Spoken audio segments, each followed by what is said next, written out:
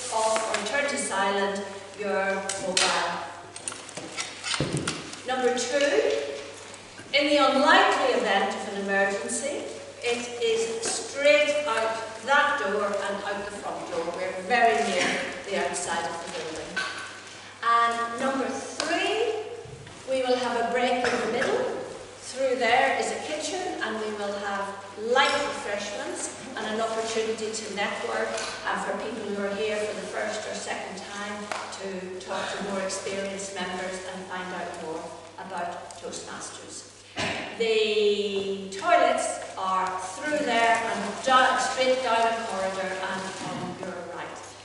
So I think those are the things you need to know to be comfortable for the evening.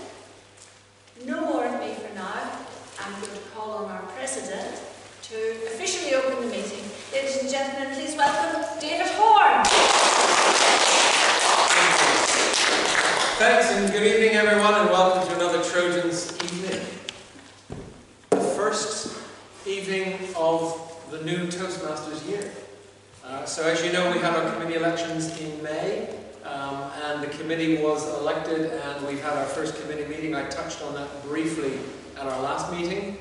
There was one thing I did forget to say, which was that we have agreed as a committee, in addition to the official Toastmasters roles, to have a Vice President of Mentoring, and Matthew Galt has taken on that role, so we will be looking at how we can develop and roll out a mentoring program for our members as they come through, and especially for new members as they join, to have the ability to meet with one of the more experienced members of the club and develop their speaking and leadership skills.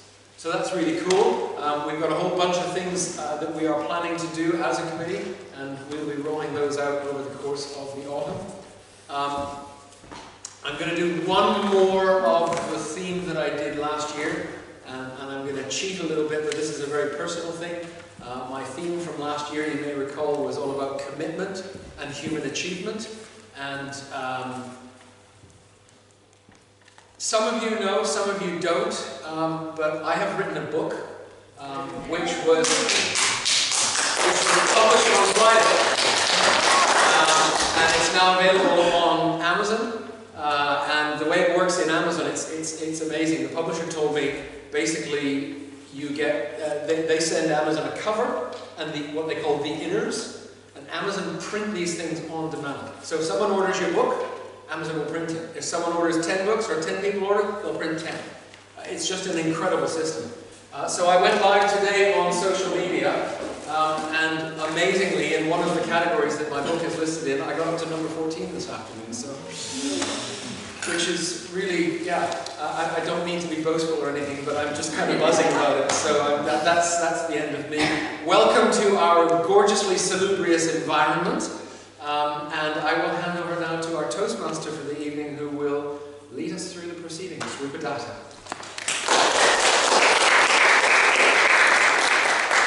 Good evening, everybody. Good evening. So, as David said, this is the first Toastmasters or Trojans meeting of the year. right to the 30th of June. I don't tend to do themes when I'm Toastmaster, but actually I think there's something to be said about David's theme and the theme of commitment.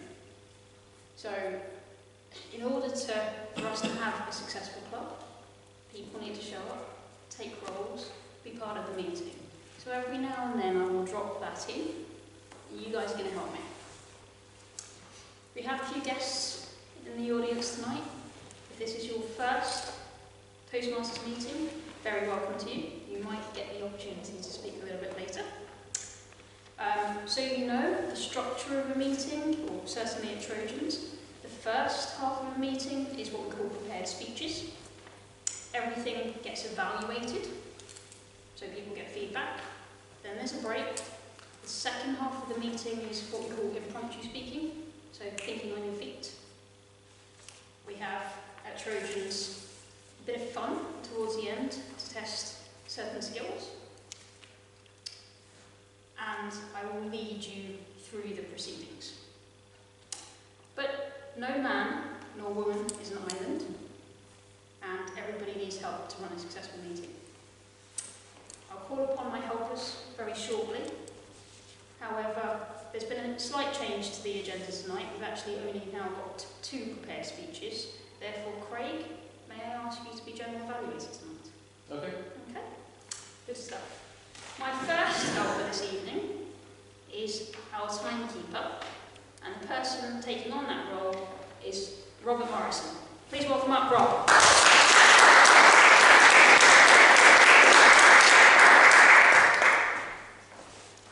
Madam Toastmaster, fellow Trojans, and most welcome guests. I was going to start my timekeeper introduction with a little quiz.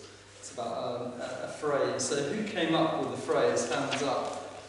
Better to be 3 hours too early than 1 minute too late.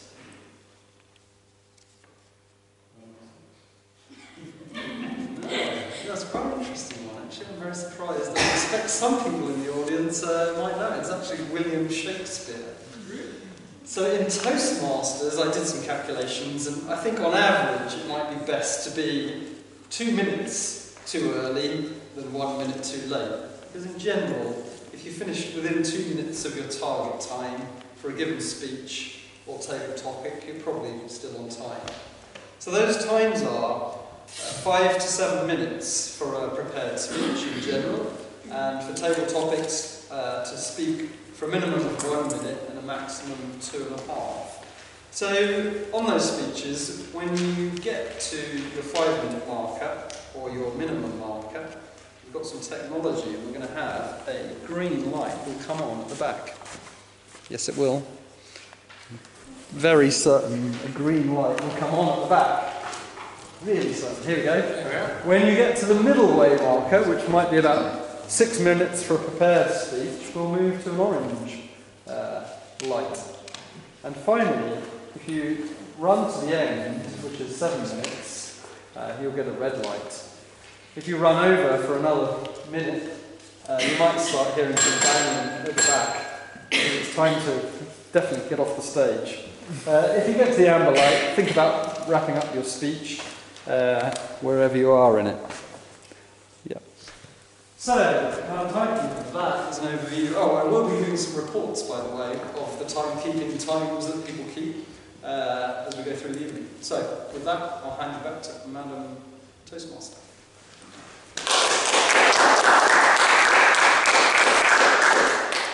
Thank you, Mr. Timekeeper. My second helper this evening is our grammarian. And our grammarian tonight is Linda White. Please welcome up Linda. Thank you, Rupa. As the grammarian, I am interested not just in what you say, but in how you say it. I'm interested in your use of language. So I want to hear uses of language that help to get your message across, perhaps that make it more vivid and more experiential for the people listening. The kind of thing I'll be looking out for is alliteration, where you use the same sound over and over again, like Linda loves alliteration. It makes it quite memorable. I'll also be looking for those short, sharp sentences that create tension, and for repetition. I know sometimes when we were kids at school we were told not to repeat things and always say something new, but repetition like, I was frightened, I was cold, I was hungry, is really, really powerful. And finally, I'll be looking for similes and metaphors where you compare one thing to another. This afternoon, I'm not a Toastmaster junkie, but this afternoon I was at a Toastmaster group and a young woman there used the most brilliant simile. She was describing what a Scottish har was, and she didn't just say, it's a mist from the sea. She said, it's a mist. It's like you're on the receiving side of spray for spraying on plants, and it kisses your cheeks. And wow, isn't that memorable? So that's the kind of thing I'd like to hear this evening, and I'll be feeding back on it at the end. I have also got a word of the day, which I'd encourage you to use if you can fit it into your speech or your evaluation. It is salubrious. And salubrious means, it's used about surroundings, pleasant, comfortable, and so on. As our president, did he precipitate it, but he spoke before I'd introduced it. This is a very salubrious setting for a Toastmasters meeting. Before we moved to this building, we had our meetings in quite a non-salubrious setting. It was a pub which has since closed down, and it wasn't that nice. It was a bit dark and there were glasses rattling everywhere. So we're lucky to be in such a salubrious place this evening. I'll be back towards the end to report back on all your fabulous uses of language and your use of the word of the day. Thank you.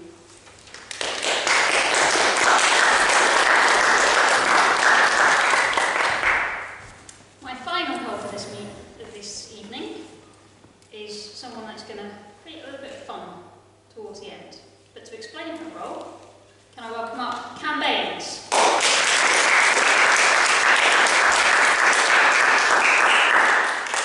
So good evening, fellow Toastmasters. I am the Hark Master. Hark means to listen. So this role doesn't exist in every club. The role is to listen, so I'll be writing down questions, and at the end I'll ask you questions to see how well you've been listening. I think there will be prizes. I will confirm. I have asked for some assistance. It might come or it might not, because I've totally forgot to pick up the sweets. But the reason why I love this role is because we live in a world where social media, we constantly multitasking, and we forget to listen. And I love the fact that when we come in here, we turn off our phones and we get to focus and really listen. It's a leadership quality that we forget. So listening is the other side of speaking. So it's good to hone that skill as well. So listen up, and hopefully you can win some prizes.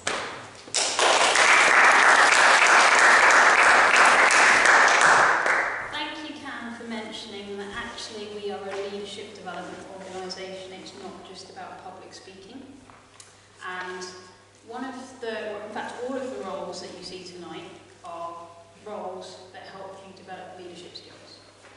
The Toastmaster is very much about planning, helping organise the meeting with the VPE, starting and finishing on time, and all of that sort of thing. In 2 weeks' time, at our next meeting, we currently don't have a Toastmaster. So before we move on, I'd like someone to volunteer for that. Otherwise we don't have a meeting. What's the date? 2 weeks Two ago. weeks ago. 24. I'll let it go. Thank Yeah. you, Greg. Greg.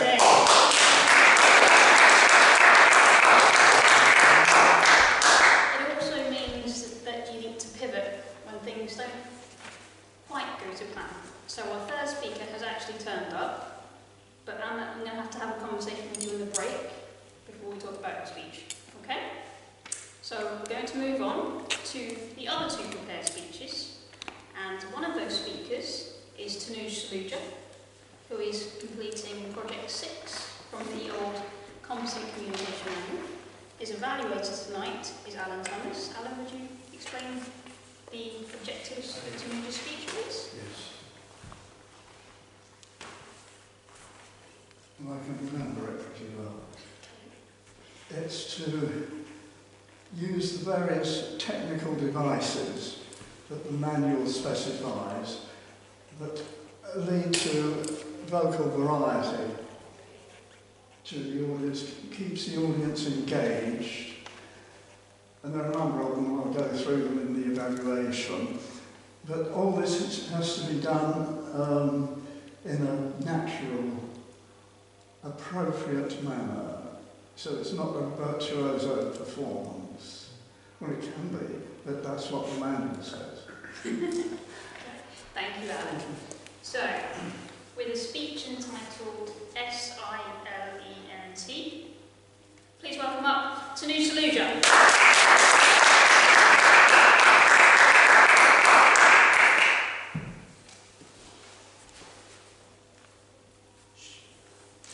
Nobody speak. Can you hear it? Shh, quiet. Can you hear it? Let's all be very quiet and hear for this moment.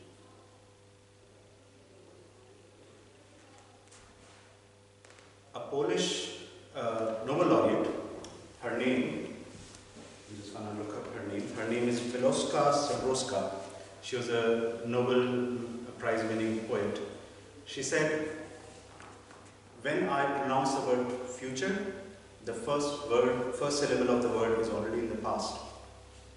When I pronounce the word silent, I'm destroying it. I repeat that. When I pronounce the word silence or silent, I'm destroying it.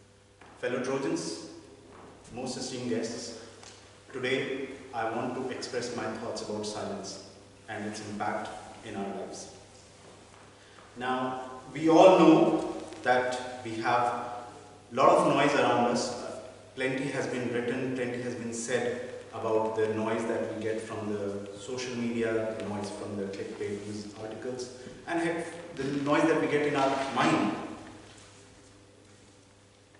But you see, in the societal pendulum that we live in, silence is regarded to be secured for two very, very different set of people.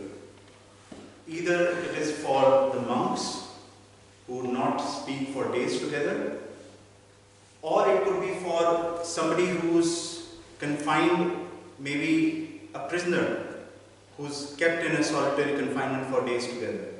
But what about in between? Why don't we pay attention to silence in between?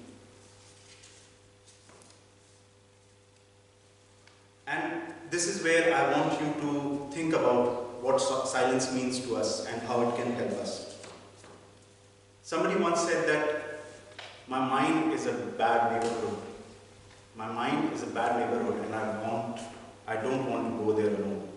Which is why I think that all the meditation techniques, all the mindfulness techniques, they have a guiding light or a guiding voice that takes us with them to navigate through our thoughts, etc. And today I want to share with you 3 techniques on how to practice silence or how to bring silence back into your lives. Number 1, be outside.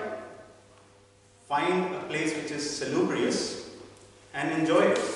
This could mean you are gardening, fishing, maybe riding a bike, running, whatever makes you feel at peace, do that, but go outside, because only when you spend time with the nature, the trees, the water, the rivers, you realize that how insignificant we are in this whole ecosystem, and only then you appreciate how much valuable it is. The second tip I have for you is don't react. What I mean by that is, imagine the time when possibly your spouse or your co-worker had that random moment of rudeness and they shouted at you. Don't react. And I say that because not to confront them, but don't react to that emotion at that very moment. Hold it back, take it back in, and then say whatever you have to say. Somebody gave me an explanation about why people shout at each other. If somebody is standing right next to me, and if I am arguing with them, I could be shouting at the top of my voice. But does that mean that person can't hear me? No. The explanation that I heard was that in our subconscious minds, we think that we are very far apart. And that's the reason we need to raise our volumes to make our voice reach to the subconscious of that other person. Now imagine if you stayed silent at that moment. Two things can happen. Either that person would get further angrier and would shout more, but gradually realize that you're not listening or you're not responding and come down to your level. Or that person would walk away. Either ways, the confrontation or the moment of tension has been diffused. The third tip I have for you is to listen. Cam just mentioned about the importance of listening. But this is one thing that if you do more of, I can assure you that there will be more calmness in your mind. Have you ever experienced you're standing maybe at a bar or at your workplace and somebody is talking about something and your brain is in this speed, fast car, trying to rush to a conclusion to say, what am I going to say next? What am I going to say next? What am I going to say next? I want you all to say with me, it doesn't matter. Say, it doesn't matter. It doesn't matter. It doesn't matter what your next thought is. I would much rather you tell me that I am just listening to you. I don't have any comments on that. Instead of going somewhere completely orthogonally and saying something that doesn't relate to what I'm saying. So, listening is very, very important. In conclusion, I would like to quote Leo Tolstoy. He said that everybody wants to change the world. Everybody wants to change the world, but nobody wants to change themselves. So if today there is one takeaway you want to have from my speech and bring that change into yourself, imagine the word listen, L-I-S-T-E-N, has the word silent embedded in it. So listen is an anagram for silent. So take that as a thought for takeaway. Thank you.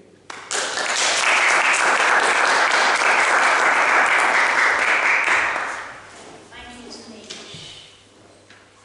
You may or may not have seen that there are slips by your seat. So in addition to the evaluations that the speakers get, everybody gets some written feedback. So where it says first speaker, if you wouldn't mind writing Anush's name, and if you would like to offer him some feedback. And this time you can have a minute on the clock.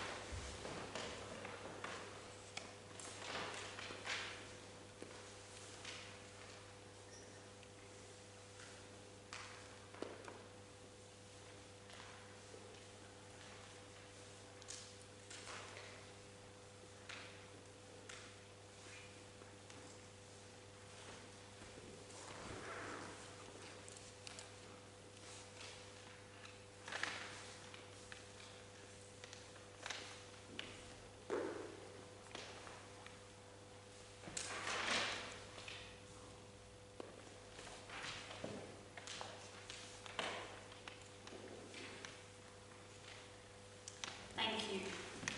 Our next speaker is David Horn, who is delivering Project 5 from the Effective Coaching Pathway. His evaluator tonight is Nishta Chug. Nishta, can I invite you to explain the objectives of David's speech? I am evaluating David's speech titled Understanding Your Leadership Style. Today the purpose of this speech is for David to identify his primary leadership style or styles and for David to share some aspect of his primary leadership style and discuss leadership styles in general. Thank you, Marcia. So, with a speech entitled Democratic, Definitely Not Bureaucratic, please welcome David Horn.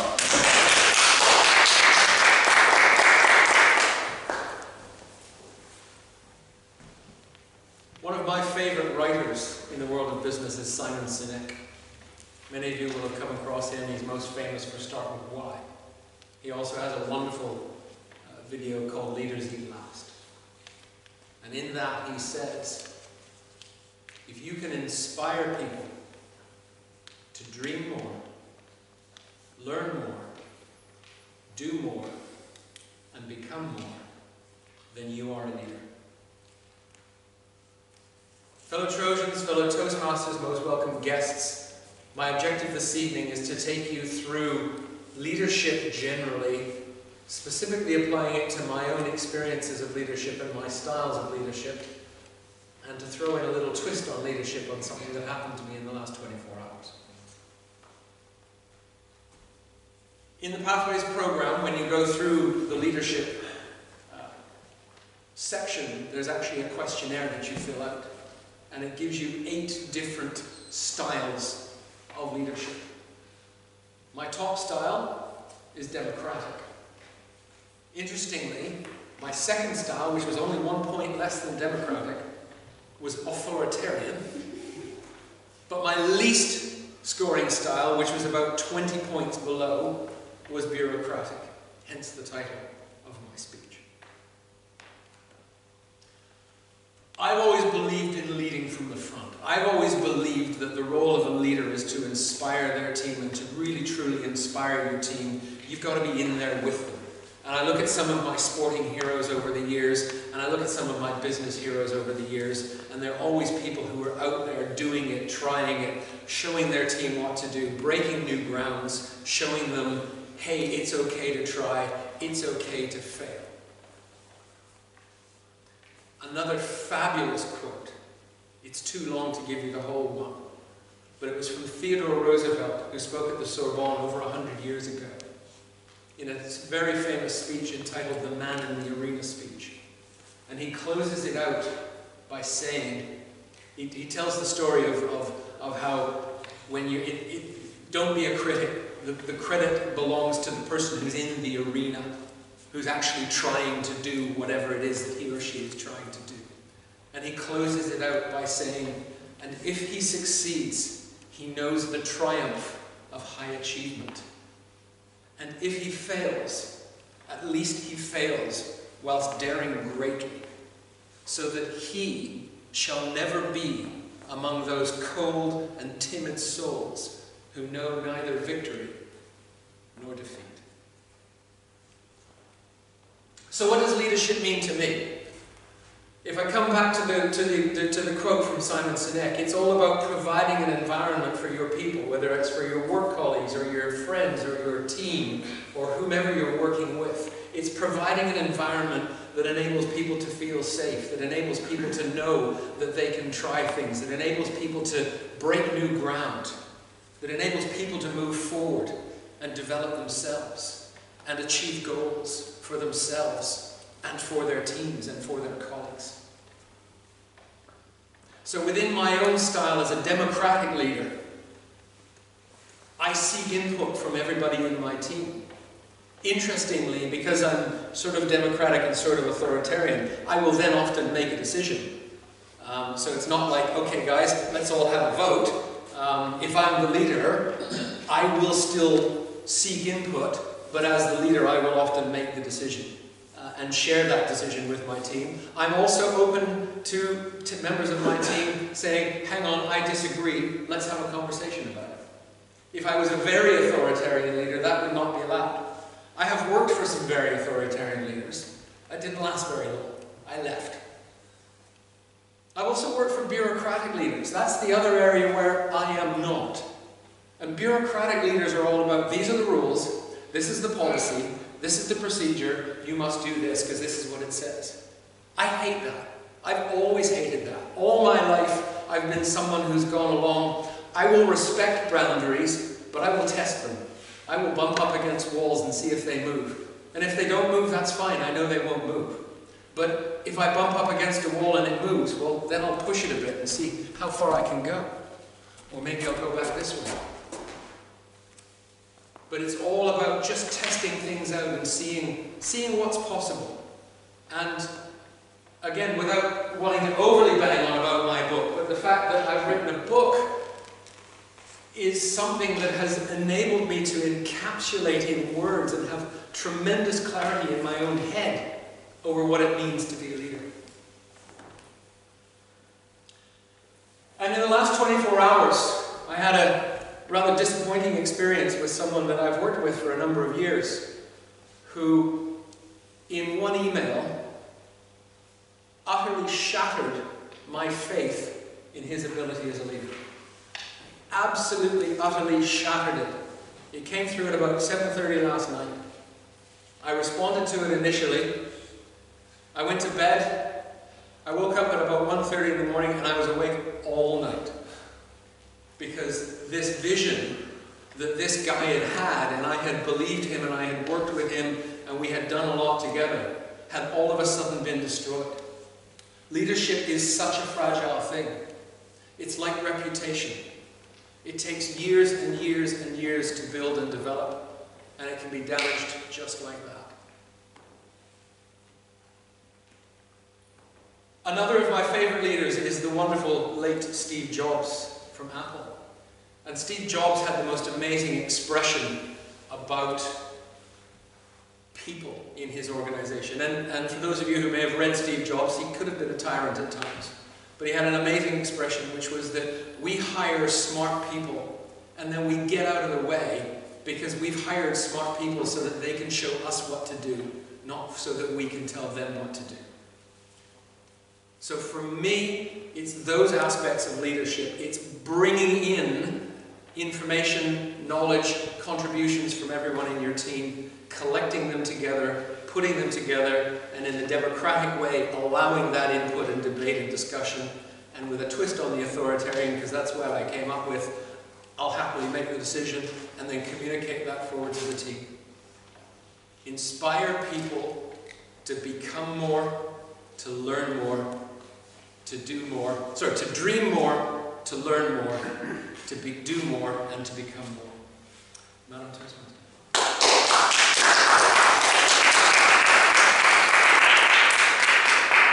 Mr. Simon, can we have a minute on the clock for some feedback from Dave, please?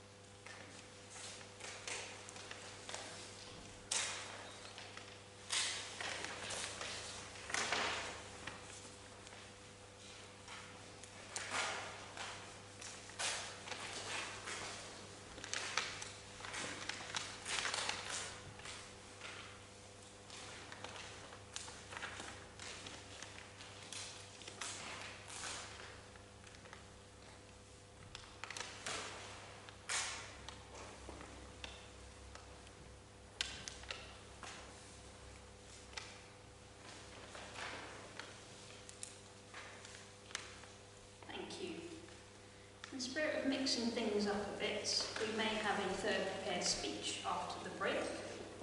Before we move on to the evaluations, did anyone notice the trophies as they walked in the room tonight?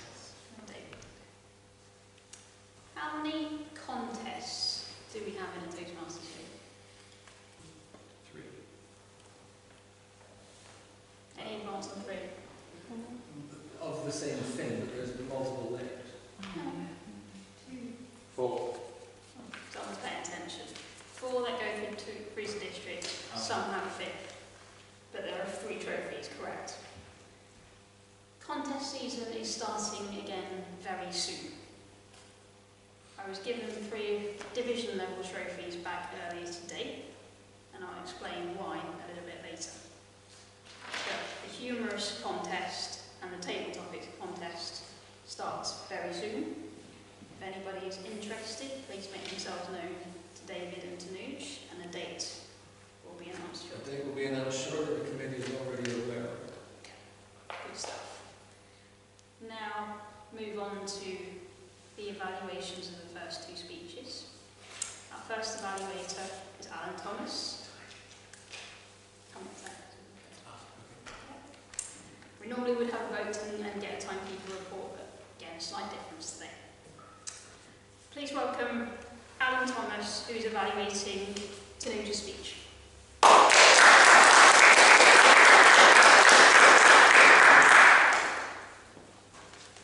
Hello everybody. Hello. I'm evaluating Tanuja's speech, and he didn't waste any time starting off with one of the devices in the manual, silence. And it was, I don't know if you recall, it was hyphened in between. Very subtle. He covered, when he was covering silence, he covered in effect pause, which was another number in the list.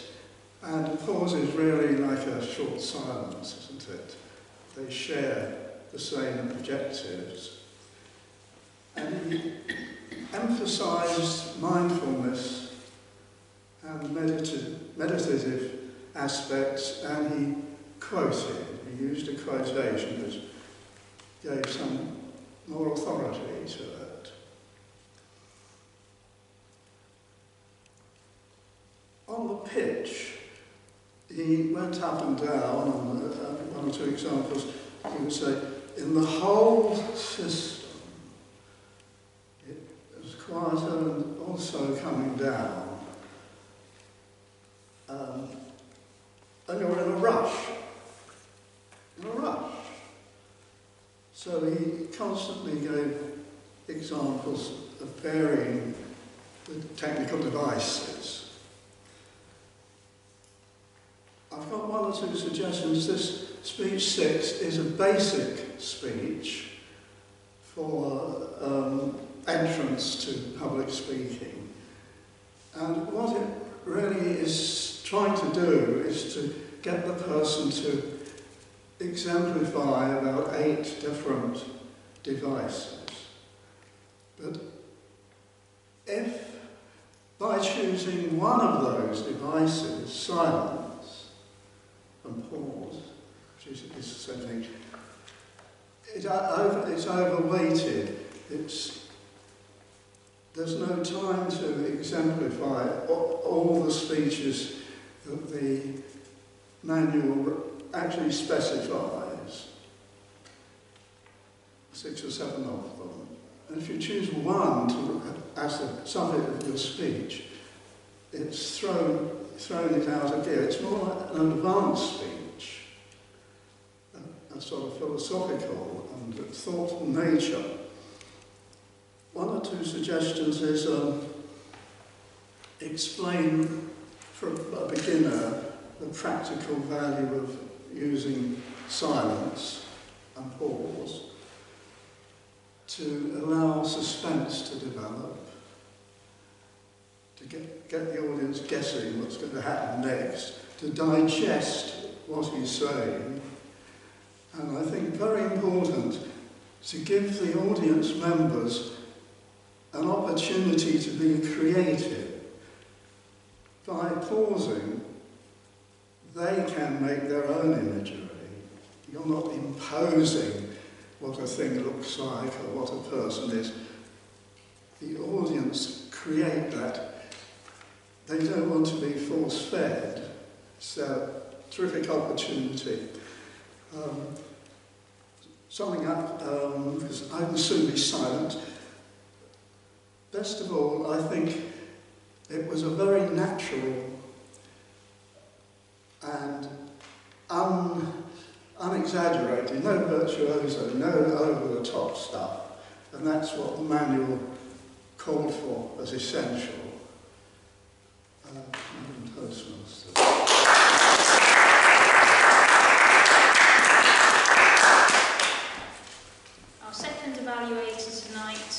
evaluating David's speech is Nishta Chu. Please welcome up Nishta.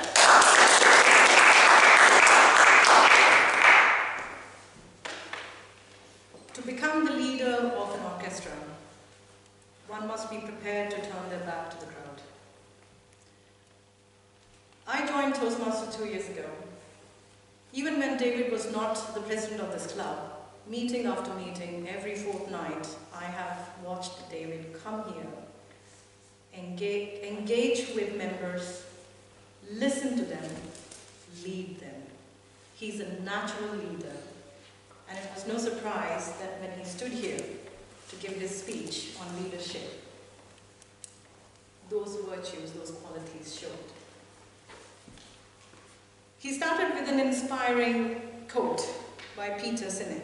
Did I get Simon Sinek? Inspire more, learn more, and you have done your job. That's what I have, as a member of this club, learned from him, watched him do, not just with me or for me, with other members of this club as well. But talking about his speech today, he was here, he talked about his two distinct styles of leadership, democratic and authoritarian. We are quite familiar with this democratic style, but there have been instances when a little hint of his authoritarian style also reflected in his voice, in his command, but these are the qualities of a leader. The speech, he got everybody's attention. He also introduced a twist when he said, there's something I want to tell you about. So that gave a really nice contrast. But there were a few things that I thought were missing in David's speech today. He usually makes a very good use of the stage. He will go all the way up to here and then, here. I've watched him give dozens of speeches, but this time I thought maybe he was not able to engage with melody because he was not looking to this side, maybe because we have very few members today. It went a bit too fast, 2 minutes in, and even as his evaluator, I struggled to follow his speed, his pace of delivery. He could make use of pauses. And as someone who wants to learn more about leadership, I thought it would have helped if he had also briefly mentioned all 8 different types of leadership. But overall, I thought this was a good speech. It engaged, it educated, it was engaging. It was a good speech, and I hope he can come back here maybe when he has a longer speech, 8 to 10 minutes, and maybe he can give us a presentation and actually talk about all different types of leadership. But overall, it was a good speech, and I enjoyed it. Thank you very much.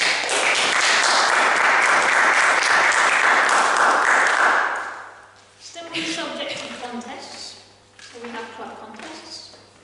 The winners of the club contest go on to what we call area contests, and this year we have 5 clubs in this area. The winners of those contests go on to what we call division level contests, and currently we have 19 clubs in this division.